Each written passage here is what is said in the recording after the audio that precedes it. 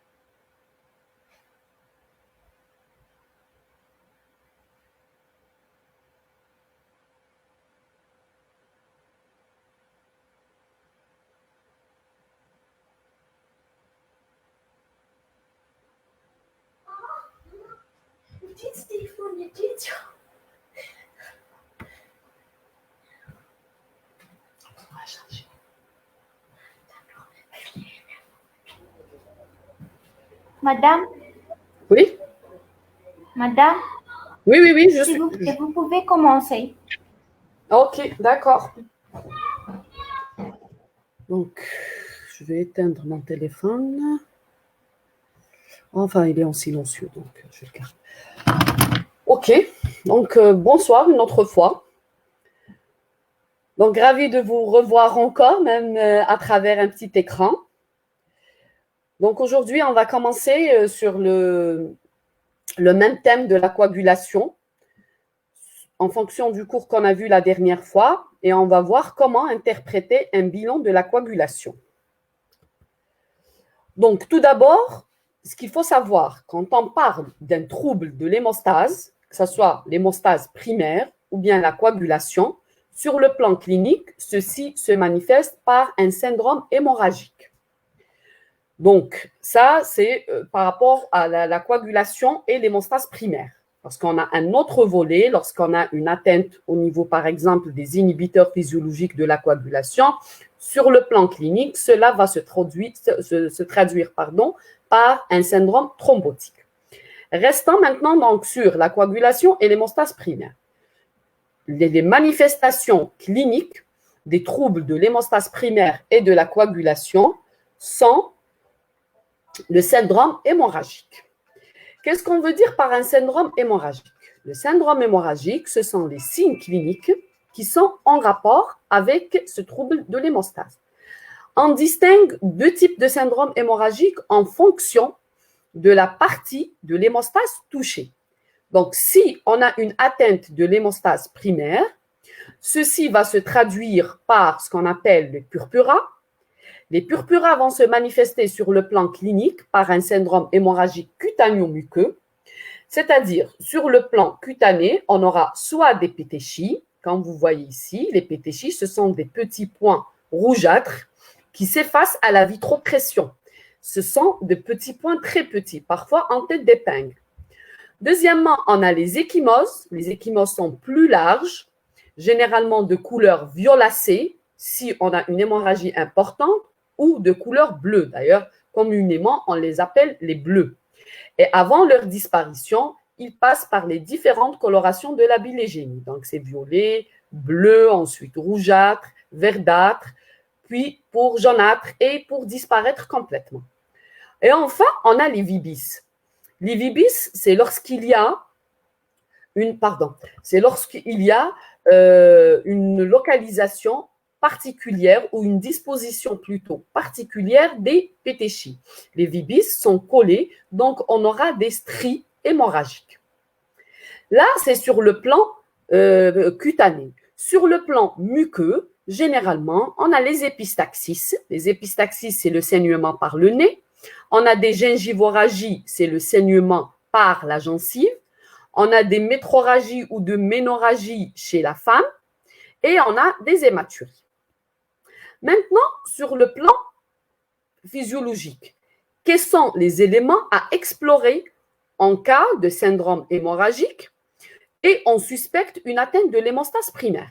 Donc, on va commencer à explorer la paroi vasculaire, ce qu'on appelle les vascularites, parce qu'on a vu que quand même la paroi vasculaire joue un rôle important dans le déclenchement de l'hémostase, essentiellement de l'hémostase primaire. Le fibrinogène, qui a un double rôle à jouer, dans l'hémostase primaire, parce que c'est lui qui est, on appelle le ciment, c'est lui qui entraîne l'agrégation des plaquettes.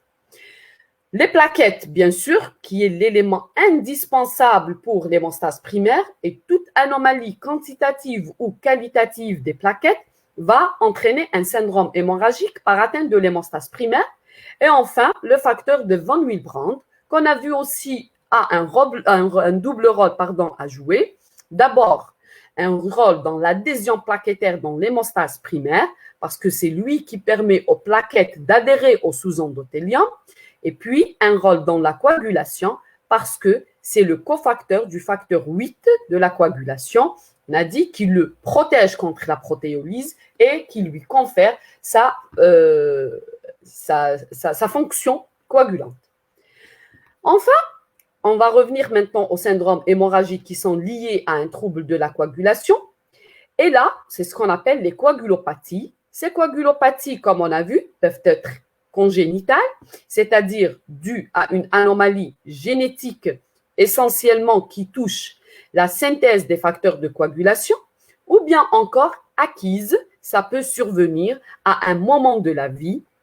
Les coagulopathies acquises sont généralement secondaires à d'autres pathologies, comme par exemple une cirrhose hépatique, quelle que soit son étiologie, entraînant une insuffisance hépatocellulaire et par conséquent une diminution de la synthèse des facteurs de coagulation et donc une coagulopathie acquise. Là, les syndromes hémorragiques peuvent être soit de type cutanéo-muqueux ou bien encore de type viscéral. Donc, c'est des mélénas, c'est des hématémèses, c'est des hémoptysies. Tout dépend bien sûr de la sévérité de la coagulopathie. Ça, c'est sur le plan clinique. Revenons maintenant sur le plan biologique. Comment on va explorer cette hémostase? On va commencer par l'exploration de l'hémostase primaire. bien que le cours, il est pour la coagulation, mais je préfère commencer par ces rappels. Pour la coagulation primaire, on a les tests qui vont explorer l'hémostase primaire. On a essentiellement la numération des plaquettes. Ça, ce qu'on appelle des tests globaux, c'est-à-dire c'est ce qu'on fait en première intention. Donc, on commence par la numération de plaquettes. Actuellement, la numération de plaquettes, elle se fait systématiquement et automatiquement sur les automates qui font l'FNS.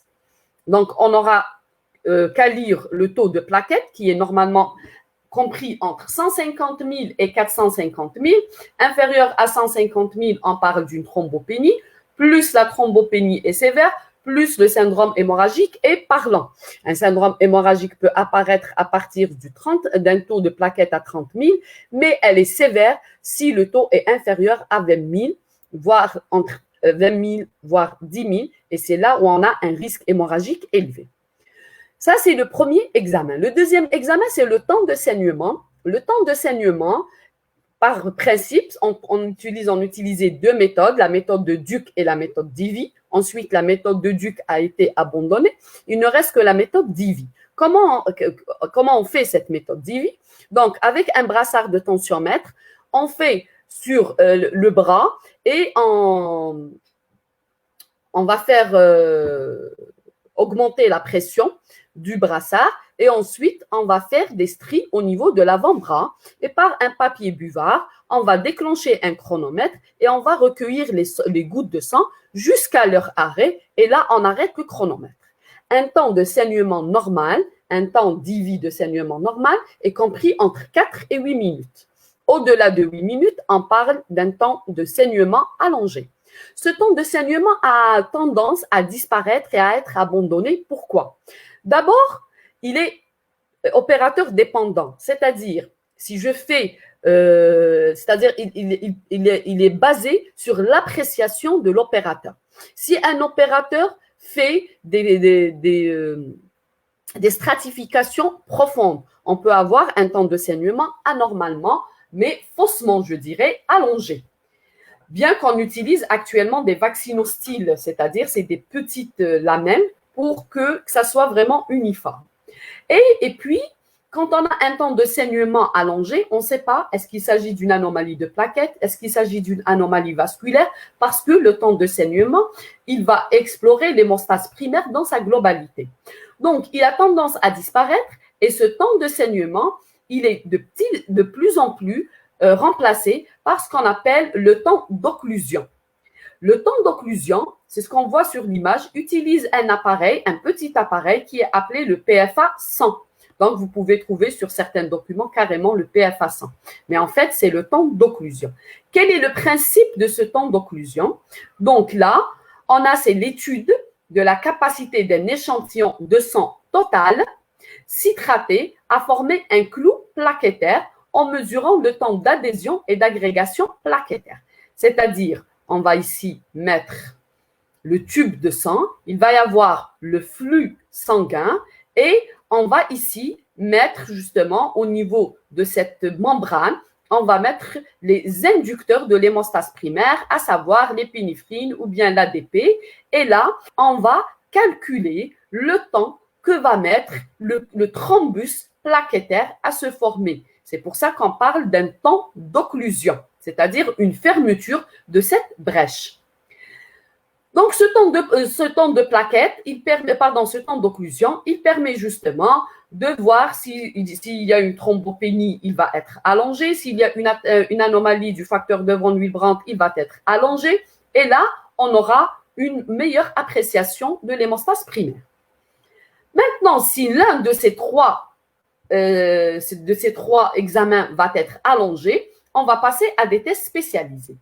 Plusieurs types de tests spécialisés sont utilisés, mais essentiellement, on a les fonctions plaquettaires, c'est-à-dire on va étudier l'adhésion et l'agrégation plaquettaire à part, chaque activité à part pour voir s'il y a une anomalie qualitative ou fonctionnelle des plaquettes. Ou bien encore, on peut étudier la composition ou bien une anomalie justement au niveau des plaquettes par l'étude des plaquettes par cytométrie en flux. Donc là, parce que les plaquettes sont vraiment très petites, une anomalie, là, ça va être aussi qualitative, mais sur le plan structural des plaquettes, on peut la détecter par l'étude des plaquettes par cytométrie en flux. Revenons maintenant au vif du sujet, c'est l'exploration de la coagulation. Là aussi, pour la coagulation, il y a ce qu'on appelle les tests globaux et il y a les tests spécifiques. C'est quoi les tests globaux de la coagulation? On a, essentiellement deux tests. On a le temps de Quick, ou bien ce qu'on dit communément le TP. Le TP, c'est le taux de prothrombine. Ça, c'est un temps qui va explorer la voie exogène de la coagulation. Généralement, le taux est donné en secondes par rapport à un temps témoin, mais actuellement, on va justement convertir ce temps de Quick qui est donné en secondes en un pourcentage, et c'est ce qu'on appelle le taux de prothrombine.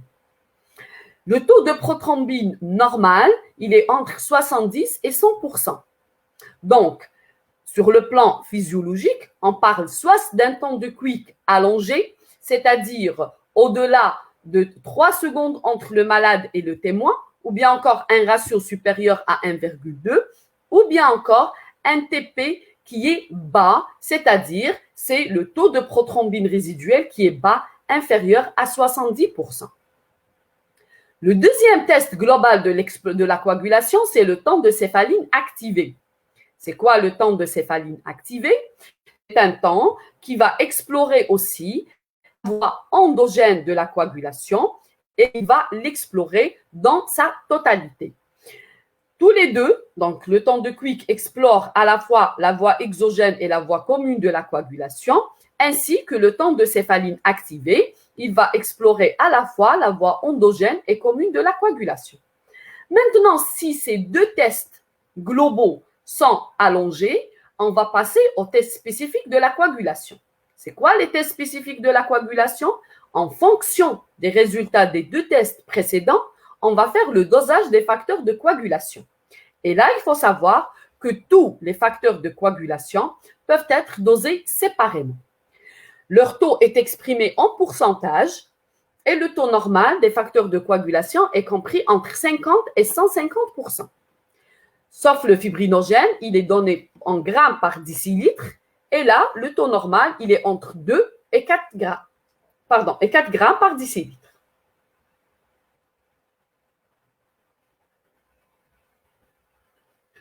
Donc là, on va voir un petit peu sur le plan biologique ou dans un laboratoire comment ça se passe. C'est important de connaître ces petites recommandations avant de faire un examen de coagulation, ce qu'on appelle les facteurs préanalytiques. Pourquoi? Si on ne respecte pas ces facteurs préanalytiques, on risque justement d'avoir des résultats faux. D'abord, l'exploration de l'hémostase, elle se fait sur un tube citraté, c'est-à-dire que l'anticoagulation doit être du citrate liquide. C'est lui qui peut bloquer la coagulation. Donc, quand on fait le prélèvement, d'abord, il faut savoir que le prélèvement doit être fait sans garrot et sans seringue pour éviter justement de déclencher précocement les réactions enzymatiques de la coagulation. Il faut aussi savoir qu'il faut prélever en quantité suffisante, c'est-à-dire il faut que le tube soit pratiquement plein parce qu'il nous faut 4 volumes de sang pour 1 volume de citrate. Ce qu'il faut savoir aussi, qu'il ne faut pas agiter le tube pour ne pas déjà déclencher les réactions de la coagulation. Il faut faire des petits retournements pour éviter que le sang coagule, mais en même temps pour éviter que la coagulation se déclenche. Enfin, ce qu'il faut savoir aussi, qu'il faut acheminer rapidement un prélèvement destiné à des examens d'hémostase au laboratoire. C'est-à-dire, il ne faut pas que ça traîne. Il faut respecter un temps de 4 heures entre le prélèvement et l'examen. C'est-à-dire, l'acheminement au niveau du laboratoire va être rapide. Une fois au niveau du laboratoire, on doit centrifuger le prélèvement afin de contenir du plasma qui est pauvre en plaquettes. Pourquoi? Parce que le but, c'est éviter justement, il ne faut pas qu'il y ait l'interaction des plaquettes et il faut étudier les réactions enzymatiques sur le plasma seul. Comment on obtient ce plasma pauvre en plaquettes? C'est avec la centrifugation à 2500 G pendant 10 minutes et de préférence, on doit faire une double centrifugation. Enfin, sur ce plasma-là, qu'on va justement déclencher les réactions enzymatiques afin de faire le temps de céphaline activé ou bien encore le temps de Quick ou bien les autres examens destinés à explorer la coagulation. Voyons maintenant pour l'interprétation proprement dit. Ce qu'il faut retenir pour l'interprétation du bilan de la coagulation, il faut connaître 3 principes. D'abord, on ne peut explorer la coagulation avec un seul examen, c'est-à-dire quelqu'un vient vous dire « Docteur, j'ai un TP qui est bas ». Est-ce que je peux savoir ou je peux connaître une anomalie de la coagulation avec un seul examen? Non, c'est faux.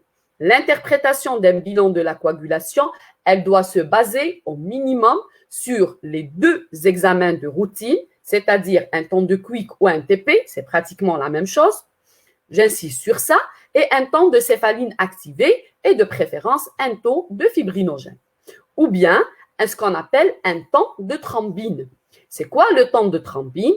Le temps de thrombine, c'est un examen qui permet justement d'explorer le fibrinogène aussi bien sur le plan quantitatif, mais surtout sur le plan qualitatif. Si j'ai une anomalie qualitative du fibrinogène, je vais trouver un temps de thrombine qui est anormalement élevé ou bien allongé. Ensuite, au niveau du laboratoire, après avoir fait ces examens de globaux, au niveau du laboratoire, on fait ce qu'on appelle le test de mélange. C'est quoi le test de mélange? Le test de mélange, c'est un test d'orientation qui se fait uniquement au niveau des laboratoires en cas d'un allongement du temps de Quick ou du TCR. On va revenir sur ce test de mélange quand on verra le diagramme de l'interprétation des examens. Donc, on revient un petit peu sur cette exploration de la coagulation. Donc, on revient sur le temps de céphaline activé. On a dit que le temps de céphaline activé, il a pour principe de mesurer le temps de coagulation à 37 degrés, c'est-à-dire la température physiologique du corps, d'un plasma en présence de phospholipides, c'est la céphaline, et d'un activateur de la phase contact. Cet activateur, il peut s'agir du kaolin, du sélite, de l'élagique ou autre. C'est pour ça qu'autrefois, on parlait de TCK. TCK, c'est le temps de céphaline avec kaolin, c'est-à-dire l'activateur était le kaolin. Mais avec l'avènement d'autres activateurs de la phase contact, on ne parle plus de TCK, mais on parle de temps de céphaline activé, c'est-à-dire quel que soit son activateur. Et bien sûr, en présence du calcium, il faut savoir que le calcium est un ion très important dans le déclenchement des réactions de la coagulation. Donc, le temps de coagulation mesuré est exprimé, on a dit, par rapport à temps témoin. Maintenant, ça dépend un petit peu des normes de chaque laboratoire et ça dépend aussi du réactif utilisé. Mais en général, la valeur d'un plasma témoin, elle est comprise entre 30 et 40 secondes. On parle d'un TCA allongé si la différence entre le témoin et le malade dépasse 6 à 8 secondes. Mais actuellement, pour uniformiser les résultats de TCA, on ne parle plus d'un malade témoin, mais on parle en fait de ratio. Le ratio, c'est toujours le rapport entre le temps du malade et le temps du témoin. On parle d'un TCA allongé si ce ratio il doit être inférieur à 1,2. S'il est supérieur à 1,2 chez l'adulte, on parle d'un TCA allongé ou bien supérieur à 1,3 chez un enfant. Donc, le TCA, on a dit qu'il explore la voie endogène et commune de la coagulation. Donc, par conséquent, le facteur 12, la précalcréine, le kininogène de haut poids moléculaire, le facteur 11, le facteur 9, le facteur 8, et aussi le facteur 10, le facteur 5, le facteur 2 et le fibrinogène. À côté de cette exploration de la voie endogène de la coagulation, le TCA sert à l'adaptation des posologies des héparines essentiellement non fractionnées. Il peut être aussi perturbé en cas de présence d'anticorps, essentiellement les anticorps lupiques, c'est-à-dire les anticorps qu'on voit au cours du lupus érythémateux disséminé. On aura un TCA allongé. Pourquoi? Parce que ces anticorps sont dirigés contre le facteur 8 de la coagulation. Voilà un petit peu maintenant pour le temps de Quick. Donc, par principe, le temps de Quick, il mesure le temps de coagulation à 37 d'un plasma en présence de thromboplastie. Donc, cette thromboplastie, c'est le mélange de facteurs tissulaires et de phospholipides, toujours avec du calcium. Les valeurs normales sont comprises là aussi entre 10 et 14 secondes, mais ça dépend des réactifs utilisés et ça dépend des normes de chaque laboratoire. Enfin, on parle d'un temps de Quick allongé si le rapport entre le temps de Quick du malade et le temps de Quick du témoin soit supérieur à 1,2. Alors, je vous ai dit qu'en pratique, on va transformer, on va convertir ce temps de Quick en un pourcentage qui est dit le taux de prothrombine et en fait, c'est la valeur de la prothrombine résiduelle dont la valeur normale est comprise entre 70 et 100%.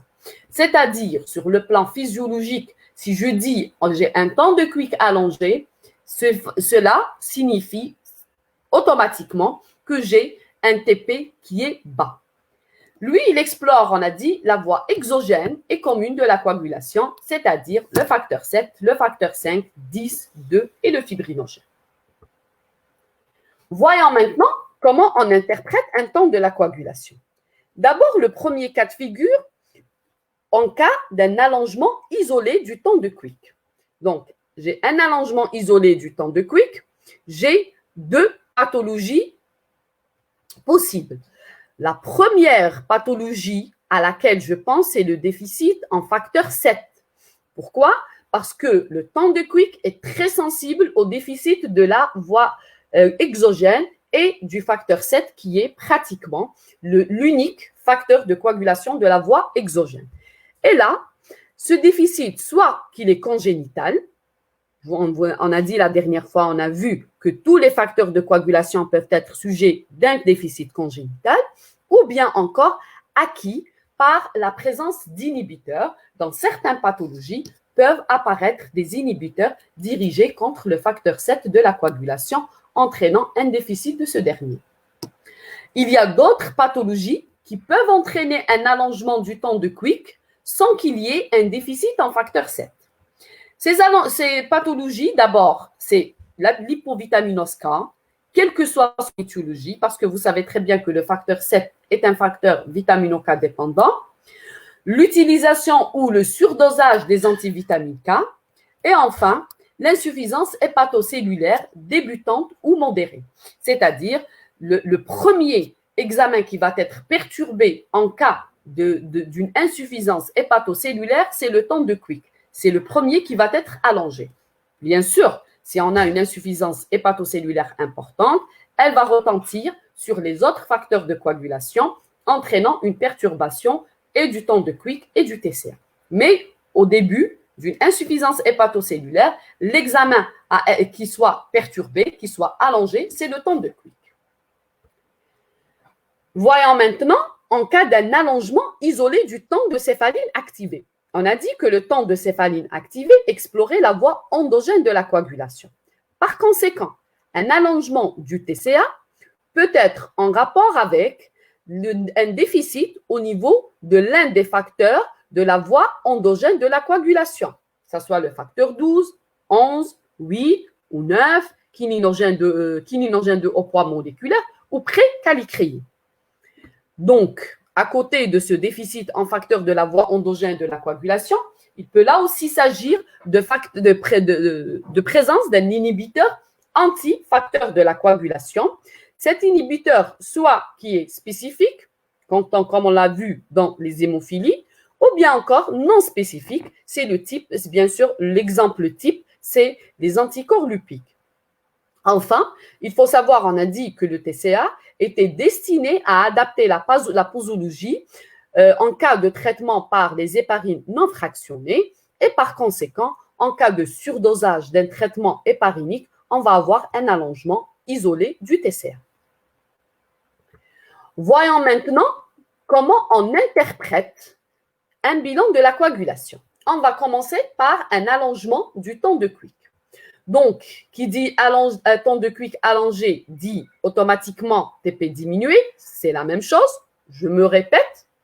Et on a deux cas de figure. Je vous ai dit, le premier principe d'interprétation d'un bilan de coagulation, c'est qu'on interprète les tests de coagulation en même temps. On ne peut pas interpréter un seul examen, c'est aberrant.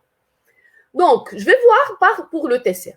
Si j'ai un TCA normal, c'est-à-dire je retombe sur la plaque précédente, c'est celle d'un allongement isolé du temps de Quick. Donc, le premier diagnostic à évoquer, c'est le déficit en facteur 7, que ça soit un déficit congénital ou acquis.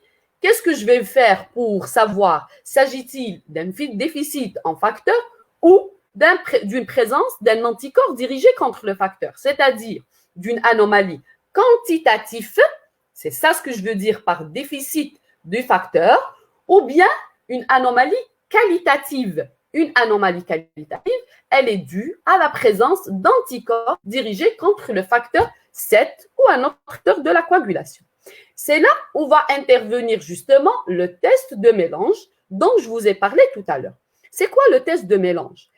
Le test de mélange, il consiste à ramener du plasma normal et le plasma du sujet et à faire un mélange à part égale, c'est-à-dire si je prends 2 millilitres du plasma du patient, je dois le mélanger avec 2 millilitres du plasma témoin ou le plasma normal. Si je prends 5 millilitres du plasma du malade, je prends 5 millilitres du plasma témoin et je vais les mélanger. Je vais les mélanger et je vais relancer mon examen. Dans ce cas-là, je vais relancer le temps de Quick. Si le temps de Quick se corrige, c'est-à-dire qu'il n'y a plus un allongement du temps de Quick, je déduis qu'il y a un déficit en fait en facteur 7 de la coagulation et moi, j'ai corrigé ce déficit en ramenant du facteur 7 avec le plasma normal. Par contre, si malgré le mélange, je l'incube, mais le TCA reste allongé, le temps de Quick reste allongé, cela induit qu'il existe des anticorps dirigés contre le facteur 7 parce que j'ai ramené le facteur 7 avec le plasma normal, le plasma témoin, mais malgré ça, persiste l'allongement du temps de Quick. Donc là, je déduis qu'il existe des anticorps qui sont en train de neutraliser ce facteur que j'ai ramené avec un plasma normal. Attention, on ne peut pas demander sur une ordonnance test de mélange. Le test de mélange, c'est un test qui est destiné seulement au niveau des laboratoires et ce sont les gens qui détiennent les laboratoires qui les font systématiquement. Voyons maintenant le deuxième cas de figure, un allongement du temps de Quick combiné à un allongement du temps de céphalie activé. Là, je vais doser d'emblée le fibrinogène parce que maintenant, on peut le doser. Je vais d'emblée doser le fibrinogène. Si je trouve un taux de fibrinogène correct, je vais faire toujours le test de mélange, c'est-à-dire la même quantité d'un plasma témoin qui est un plasma normal et le plasma du malade. Si le TCA se corrige après ce mélange, c'est-à-dire là, il existe un déficit constitutionnel isolé du facteur. Par contre, si ça peut être soit un déficit isolé, soit un déficit associé. Par contre, s'il y a toujours un allongement, c'est-à-dire qu'il existe ici la présence d'un anticorps qui est dirigé contre la voie commune, c'est-à-dire devant un allongement concomitant du temps de Quick et du TCA, je pense à deux diagnostics. soit qu'il existe un déficit en fibrinogène, donc je commence par doser mon fibrinogène. Si je le trouve normal, je pense à la voie commune de la coagulation, c'est-à-dire facteur 2, facteur 5 et facteur 10. Je fais le test de mélange. Si les examens se corrigent, c'est un déficit en facteur. Il peut s'agir d'un facteur isolé, un seul facteur, ou d'un déficit combiné, deux ou plusieurs facteurs. Dans ce cas-là, je dois doser ces facteurs de la coagulation, 2, 5 et 10, pour voir lequel est déficient ou bien lesquels sont déficients. Maintenant, si malgré le test de mélange, je trouve toujours des examens allongés, c'est-à-dire un temps de Quick allongé et un TCA allongé, je pense à une anomalie qualitative, bien sûr, des facteurs de la voie commune de la coagulation. Il n'y a pas que ça. Parfois, c'est la voie commune qui est atteinte. Parfois, c'est une atteinte concomitante de la voie endogène et de la voie exogène. C'est-à-dire, je commence par la voie commune. Si je trouve rien au niveau de la voie commune, je vais faire le dosage et des facteurs de la voie exogène et des facteurs de la voie endogène. Toujours en passant du même principe, on va voir maintenant, je commence par un TCA allongé. Là, toujours, si j'ai un TCA allongé, je vais demander, et comment est-il mon temps de Quick? Si mon temps de Quick est normal, je vais revenir à la plaque précédente, c'est-à-dire qu'il s'agit d'un allongement isolé du TCA. Afin de savoir, s'agit-il d'un problème au niveau d'un déficit de facteur ou bien d'une anomalie qualitative, je vais faire toujours mon test de mélange. C'est-à-dire, je vais ramener une quantité donnée du plasma témoin, c'est un plasma normal, avec la même quantité du plasma du patient. Je mélange les deux et je refais mes examens. Si ils se corrigent, c'est-à-dire je vais penser à un déficit en facteur de la voie endogène de la coagulation.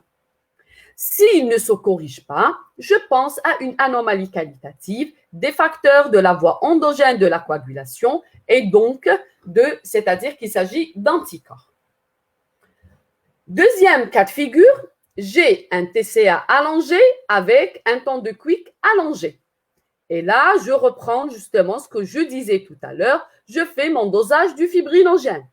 Si le fibrinogène est diminué, je vais parler d'une hypofibrinogénémie ou une dysfibrinogénémie. La dysfibrinogénémie, je peux la diagnostiquer par le temps de thrombine. Maintenant, le dosage du fibrinogène est normal.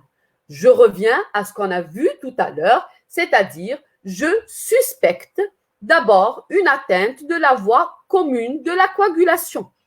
La voie commune de la coagulation, je fais mon test de mélange. Si le test se corrige, c'est un déficit isolé ou combiné de facteurs de coagulation. Et là, je vais les doser. Et bien sûr, en fonction des résultats, je pourrais savoir s'agit-il d'un déficit isolé ou d'un déficit combiné. Maintenant, si le témoin, le mélange ne se corrige pas, donc je vais penser à la présence d'anticorps qui sont dirigés contre la voie commune. Donc, dans un premier temps, c'est la voie commune. Mais si je trouve qu'il n'y a rien dans la voie commune, il peut s'agir d'un déficit concomitant des facteurs de la voie endogène et de la voie exogène de la coagulation. J'espère que c'est clair, justement. Sinon, vous pouvez me poser des questions. Afin justement de comprendre un petit peu ce concept et comment interpréter un bilan de coagulation, je vous ai choisi deux cas cliniques. Le premier est le suivant. Donc, il s'agit d'un garçon, Ahmed, qui est âgé de 16 ans, qui est candidat à l'extraction de 4 dents de sagesse. Aucun antécédent médical ni chirurgical. Bien sûr, puisqu'il va faire l'extraction des 4 dents de sagesse, on lui a demandé un bilan préopératoire. Le bilan préopératoire doit automatiquement comprendre un groupage Rhésus, un hémogramme et bien sûr un bilan de coagulation, donc un TCA et un TP et un taux de fibrinogène. Donc, voici les résultats. À votre avis, quels sont les facteurs de coagulation dont le déficit peut expliquer ces résultats? Donc, je reprends un petit peu les bilans. Donc, on a un hémogramme où j'ai un taux de globules blancs à 4700, hémoglobine à 15 et les plaquettes à 438 000, c'est-à-dire un bilan, un hémogramme correct, un taux de plaquettes qui est correct. Voyons maintenant le bilan de coagulation. Donc, par rapport au TCA, j'ai un ratio de 1,3, c'est-à-dire que c'est un TCA qui est allongé. J'ai un TP à 48%, donc inférieur à 70%, donc c'est un TP qui est bas, ou bien un temps de Quick allongé. Et enfin, j'ai un taux de fibrinogène à 3 grammes par litre. Le taux normal de fibrinogène est compris entre 2 et 4 grammes, donc c'est un taux de fibrinogène correct. Donc, voici les différentes, justement, réponses. Donc, les résultats, les facteurs dont le déficit peut expliquer ces résultats, c'est les facteurs de la voie commune, commune, endogène et exogène de la coagulation, parce que j'ai une atteinte, un allongement concomitant du TCA et du temps de Quick. Donc, pour la voie exogène, j'ai le facteur 7. Pour la voie endogène, j'ai le facteur 8, 9 et 11. Pour la voie commune, j'ai le facteur 2, 10 et 5. À l'interrogatoire, pas de signe hémorragique. Examen clinique normal, sauf légère surcharge pondérale. C'est quelqu'un qui est en surpoids. On lui pose la question concernant ses habitudes alimentaires. On trouve quand même que c'est un enfant qui mange le plus souvent dehors avec la restauration rapide. Il y a 3 semaines, il a présenté une otite pour laquelle il a reçu une antibiothérapie de 10 jours. Donc, on complète notre bilan. Comment on complète notre bilan? Bien sûr, par le dosage des facteurs de la voie. On peut commencer par la voie commune de la coagulation, comme on peut faire les deux en même temps. Si on peut se permettre, on a les moyens, on lance tout en même temps. Quels sont les résultats? Donc, j'ai un facteur 8 à 80%, il est normal. Un facteur 9 à 39%, il est bas, parce que la valeur normale des facteurs de coagulation est comprise entre 50 et 150%. Un facteur 11 qui est bas, à 77%. Non, pardon, il est normal. Pardon. Un facteur 5 normal à 89%. Un facteur 2 bas à 43%. Un facteur 7 qui est bas à 18%. Et enfin, un facteur 10 à 37%. Quel est votre diagnostic? À quoi vous pensez devant ces résultats? Donc, on a un déficit concomitant du facteur 9, du facteur 2, du facteur 7 et du facteur 10 de la coagulation. Quel est l'élément commun entre ces 4 facteurs de coagulation? Eh bien, l'élément commun entre les facteurs de coagulation, c'est leur mode de synthèse qui nécessite la présence de vitamine K. Ce sont des facteurs dits vitamino-K dépendants et c'est ce qu'on appelle les PPSB par rapport à la première lettre de chaque examen, de chaque facteur. La prothrombine, proconvertine, facteur de Stewart et le facteur anti-hémophilique B. Donc, le point commun, c'est le mode de synthèse qui nécessite vitamino K dépendant. Maintenant, quelles sont les étiologies responsables de ce déficit? Pourquoi ce jeune homme qui n'a que 16 ans, il présente un déficit en vitamine K? Donc là, c'est un manque d'apport parce que vu le régime alimentaire de ce patient, vu ses habitudes alimentaires, il ne mange pas assez de légumes et de fruits qui ont une contenance importante en vitamine K et donc ça a diminué sa vitamine K et encore l'antibiothérapie qui a entraîné un déséquilibre de la flore intestinale qui a été prise dans les 10 derniers jours, donc a compliqué encore les choses en aggravant ce déficit en vitamine K, entraînant une diminution de synthèse des facteurs de coagulation. Et bien sûr, c'est un trouble qui est acquis, ce n'est pas un trouble qui est congénital. D'ailleurs, on a vu que dans les antécédents du patient, il n'y avait aucun syndrome hémorragique. Quelle est la conduite thérapeutique? Qu'est-ce que vous allez donner à ce patient? Je vous laisse un peu le temps de réfléchir. C'est un déficit en vitamine K. Effectivement, je vais le supplémenter en vitamine K avec des médicaments ou bien encore en prescrivant une alimentation riche en vitamine K. Et la vitamine K, elle est présente essentiellement dans les légumes et les fruits verts. Dans la tomate aussi, on trouve une grande quantité de vitamine K. On a supplémenté le patient, on lui a donné de la vitamine K.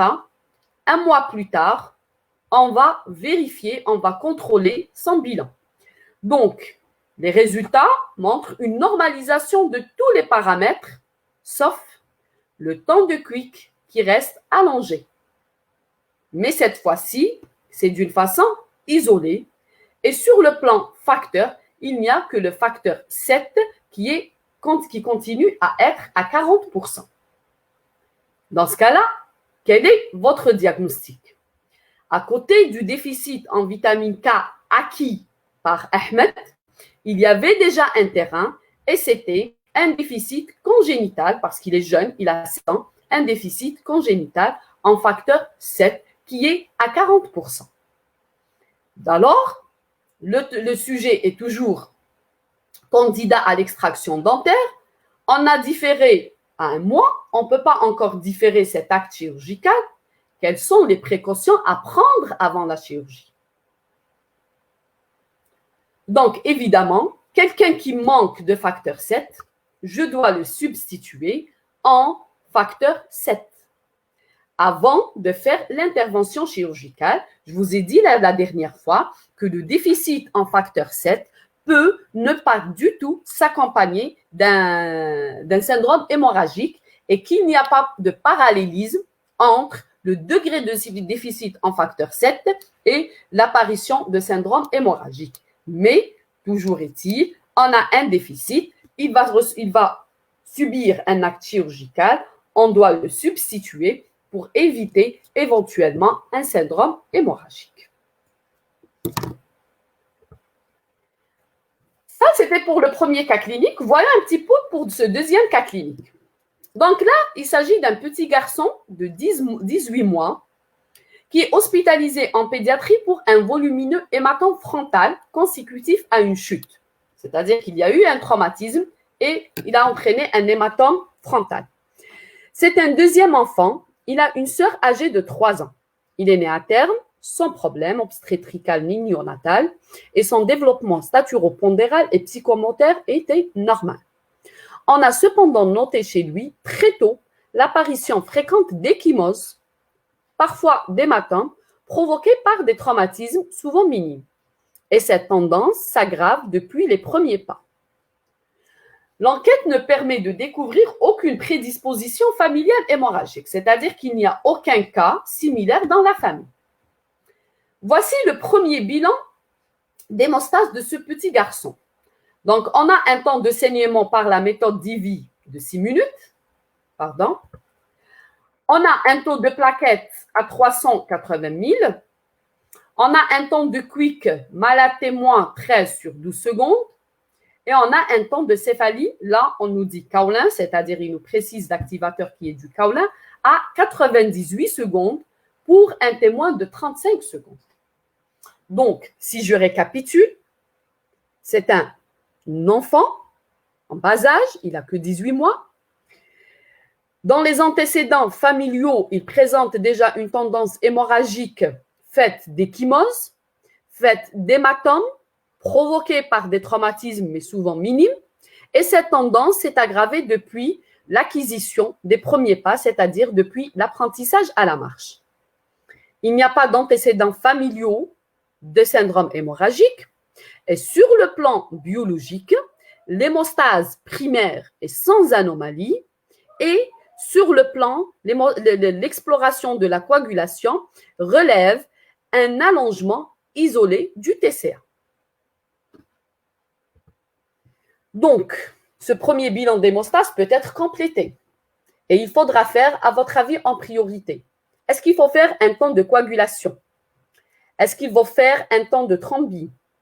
Est-ce qu'il faut faire un temps d'occlusion?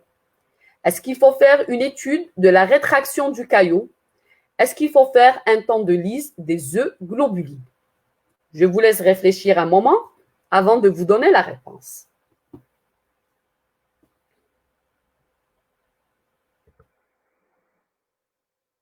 Donc, on va compléter par un temps de thrombie, parce que c'est vrai que j'ai un taux de fibrinogène. Non, je n'ai pas un taux de fibrinogène. Ça n'a pas été demandé ici.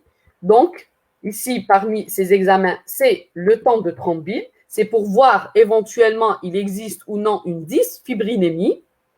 Le temps de coagulation, ce n'est pas la peine de le demander parce que le temps de coagulation, c'était un temps qui explorait la coagulation dans sa totalité et il manque de spécificité, il a été abandonné.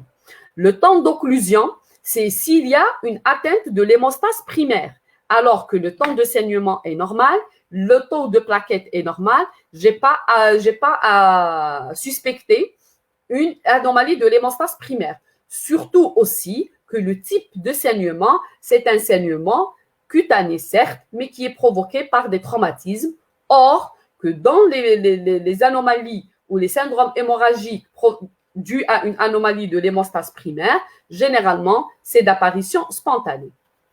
Une étude de la rétraction du caillot ou un temps de lyse des œufs globulines, ce sont des examens qui explorent la fibrinolyse. Donc là, on n'est pas dans la fibrinolyse, mais plutôt dans une anomalie de la coagulation. C'est pour cela que je garde le temps de thrombie.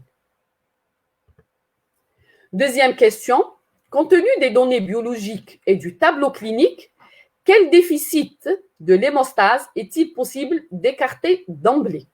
C'est-à-dire, il y a certaines pathologies que je vais d'emblée écarter. Est-ce que c'est un déficit en facteur de Van Willebrand, en facteur 8 de la coagulation, en facteur 7 de la coagulation, en facteur 11 de la coagulation ou en facteur 13 de la coagulation? Je vous laisse un moment aussi pour réfléchir avant de voir ensemble les réponses.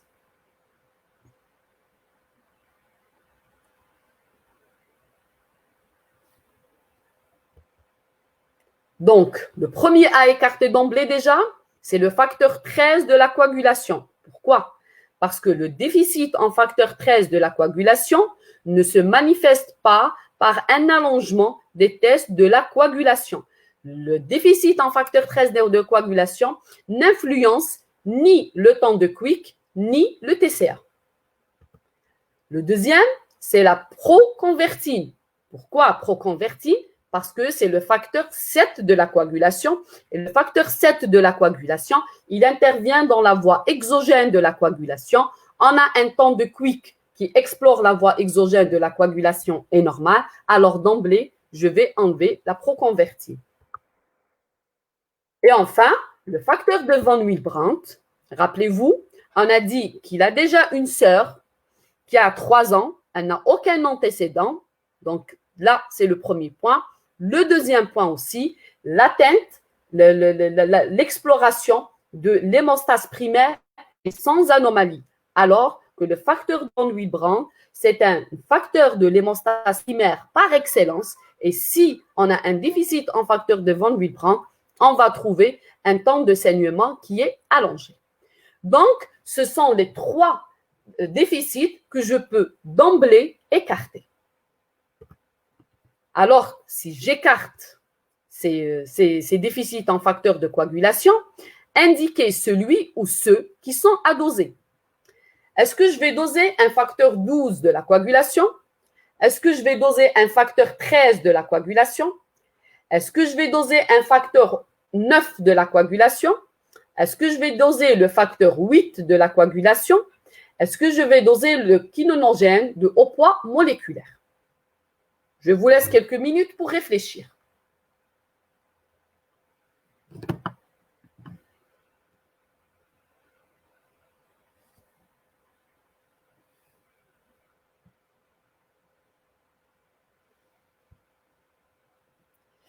Donc, bien sûr, les premiers facteurs que je vais demander, ce sont les facteurs 8 et les facteurs 9 de la coagulation. Pourquoi ce sont les facteurs 8 et les facteurs 9 de la coagulation?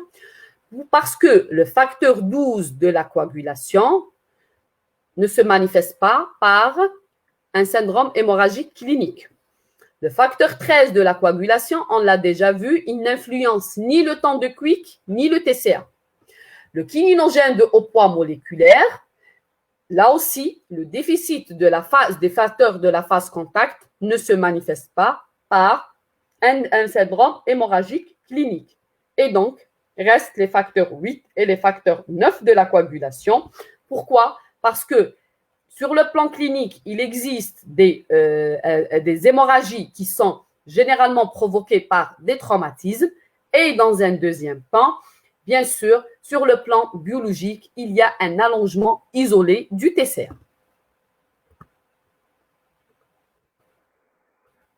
La dernière question. Le déficit constitutionnel sévère en facteur de Eichmann a une expression biologique de base analogue à celle de cette observation. Lequel des arguments ci-dessous peut-il être retenu contre ce diagnostic? Pourquoi on ne garde pas le facteur 12 de la coagulation? Là, je viens de vous donner la réponse. Est-ce que le déficit constitutionnel en facteur 12 de la coagulation n'existe pas chez les enfants de sexe masculin? Non, il peut toucher aussi bien la fille que le garçon.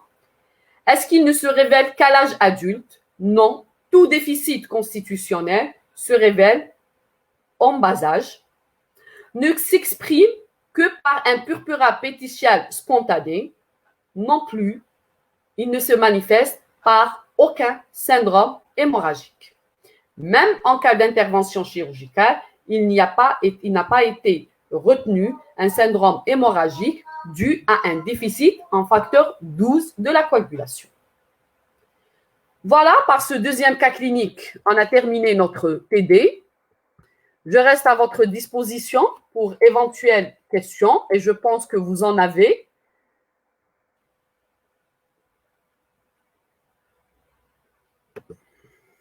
Donc, voilà, et je vais revenir aux questions.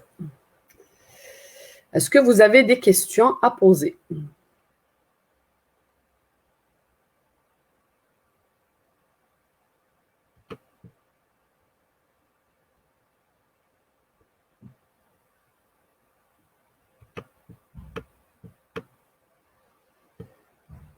Donc,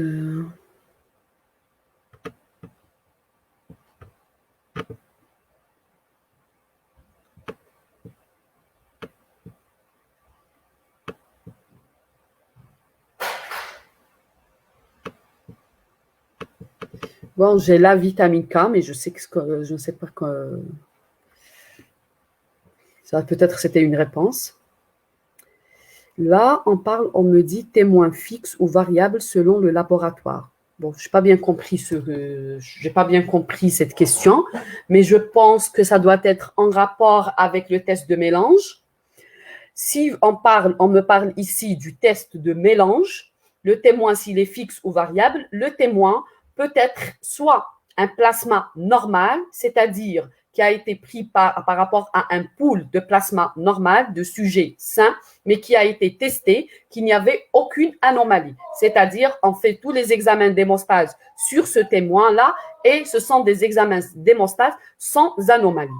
Soit, on peut aussi avoir des plasmas témoins préparés au niveau des laboratoires, c'est-à-dire que le laboratoire peut ramener à partir des laboratoires qui fabriquent les réactifs, etc. Donc, le déficit en facteur 12 de la coagulation est de découverte fortuite. Tout à fait, tout à fait. Le déficit en facteur 12 de la coagulation, il est de découverte fortuite et généralement, c'est lors des bilans préopératoires parce que moi, ce que je dis tout le temps, quand on explore la coagulation, il faut explorer dans sa totalité et on peut tomber sur un TCA qui est allongé et là, sans qu'il y ait un syndrome hémorragique clinique, Et quand on fait le dosage des facteurs de la voie endogène de la coagulation, on tombe sur un déficit en facteur 12 de la coagulation. Donc, ce qu'il faut savoir, qu'il n'y a absolument rien à faire si on a un déficit en facteur 12, même en cas d'intervention chirurgicale, le patient n'a besoin absolument de rien. En attendant, bien sûr, de trouver autre fonction à ce facteur 12 parce qu'actuellement, on pense au contraire que son déficit peut entraîner même des phénomènes thrombotiques. Concernant le cours coagulopathie, comment on connaît le pourcentage d'augmentation souhaité par rapport au degré du déficit? Très bien, ça c'est une très bonne question. Moi, je n'ai pas voulu trop rentrer dans les détails par rapport à cette augmentation souhaitée. En fait, l'augmentation souhaitée dépendra du syndrome hémorragique. On peut revenir sur le cours et on a justement j'ai un tableau qui montre justement ces augmentations souhaitées. Par exemple, si je vais faire une intervention chirurgicale, si cette intervention chirurgicale est très hémorragique, je dois avoir mon taux à 100%. Maintenant, si j'ai une hémarthrose, si elle est aiguë, je dois augmenter en premier lieu 60% et puis après diminuer à 30%. C'est suffisant pour réduire l'hémarthrose. Donc, ça dépend du syndrome hémorragique et ça dépend aussi du déficit. Pourquoi? Parce que le déficit, chez quelqu'un qui est sévère, il n'a pas du tout de facteur de coagulation. Donc, l'augmentation souhaitée va être ce que moi, je veux augmenter. Mais par exemple, chez quelqu'un qui a une hémophilie, on va dire modérée, c'est-à-dire qu'il a un taux de facteur, je vais vous donner un exemple, le facteur 8 par exemple, il a un taux à 3%. Moi, je veux le remonter à 60%. Donc, lui, déjà, il a 3%. Moi, pour arriver à ces 60%, je mets 60 moins 3. 60 moins 3, c'est-à-dire que je vais avoir que 57%. Donc, moi, je veux arriver à 60. Lui, il a déjà 3. Donc, je dois lui rajouter 57%. C'est comme ça qu'on calcule l'augmentation souhaitée. Si vous voulez, on peut revenir sur le cours et je peux vous montrer le tableau. Je continue avec les questions et je peux revenir sur ça. Le déficit combiné de facteurs 5 et 8, la traduction clinique sera l'hémophilie A avec une coagulopathie due au déficit en facteur 5. Donc là, ça dépend du degré du déficit justement. Est-ce que lequel est prédominant? Est-ce que le déficit, il est prédominant pour le facteur 8 et là, effectivement, on peut avoir une symptomatologie clinique similaire à celle de l'hémophilie ou bien c'est le facteur 5 et là, justement, là aussi, on peut avoir, ça dépend du déficit, on peut avoir une anomalie ou bien une manifestation clinique, surtout en cas de chirurgie. Donc là, on doit le supplémenter. Donc, tout dépend du degré du déficit du facteur prédominant.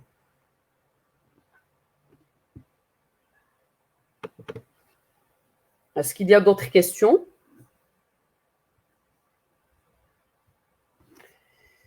S'il n'y a pas une question, je vais essayer de revenir sur ce que je viens de vous dire par rapport aux coagulopathies. Attendez.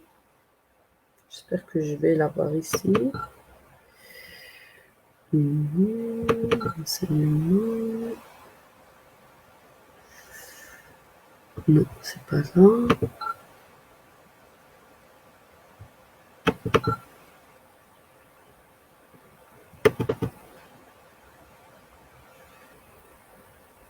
Vous me dites si c'est partagé ou pas. Hein.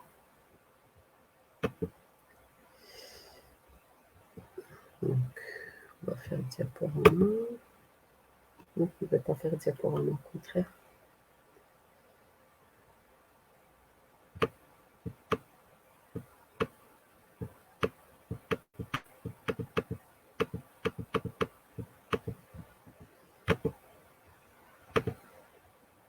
Voilà. Donc là, vous voyez la slide? Vous pouvez intervenir. Hein.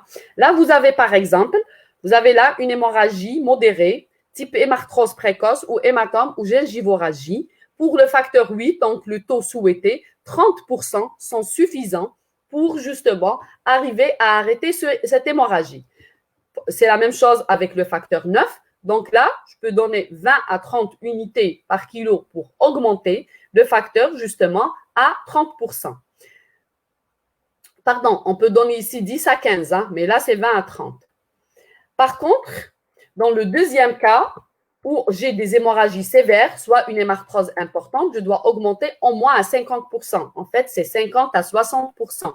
Et là, j'aurais besoin justement d'un taux plus important. Je peux donner de 30 jusqu'à 50 unités par kilo.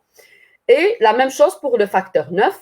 Enfin, si je vais avoir une hémorragie grave, en cas de chirurgie par exemple, surtout les hémorragies, les chirurgies hémorragiques, parce qu'on peut faire de petites chirurgies avec 80%, et là, on peut avoir une hémostase correcte. Hein. Donc, pour la chirurgie, pour être à l'aise à 100%, donc je dois avoir un taux, une valeur de 100%. Et c'est comme ça justement qu'on voit bien sûr le facteur souhaité. Ensuite, comme je viens de vous le dire, ça dépend, s'agit-il d'un hémophile sévère ou d'un hémophile modéré. Si un hémophile modéré, donc c'est l'augmentation souhaitée moins le facteur résiduel. Voilà, je ne sais pas si j'ai répondu à votre question. On revient alors au TD.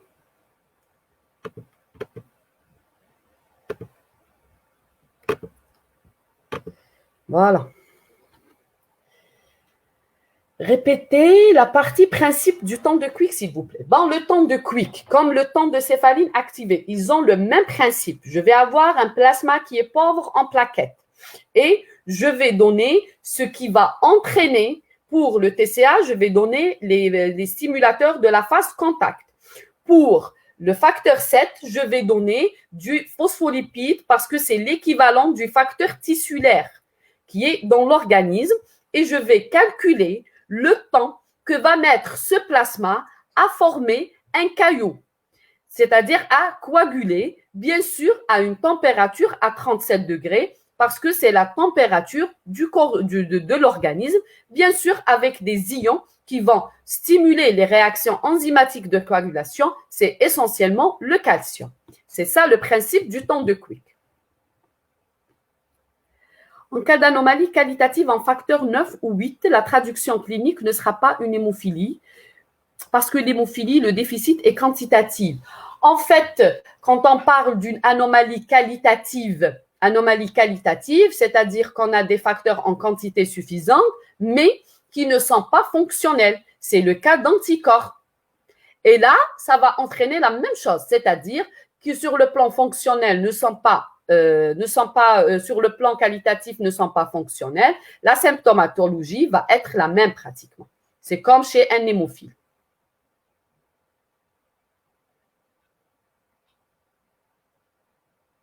Est-ce qu'il y a d'autres questions?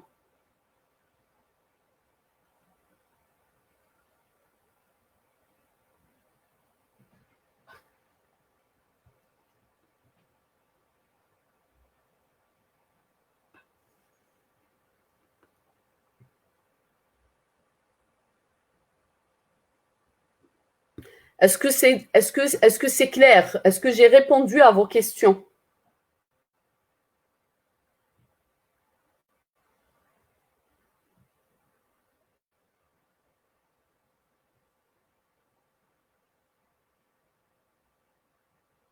Bon, s'il n'y a pas d'autres questions, je vous dis bon quoi. Oui. Si vous n'avez pas d'autres questions, je vous dis bon courage. Et peut-être qu'on va se voir bientôt par rapport au contrôle.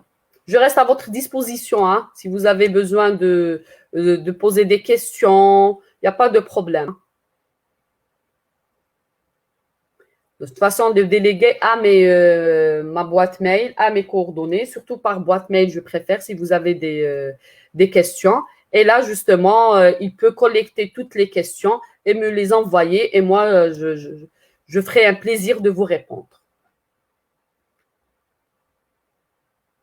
Alors sinon, je vous dis bonne soirée, merci et bon courage.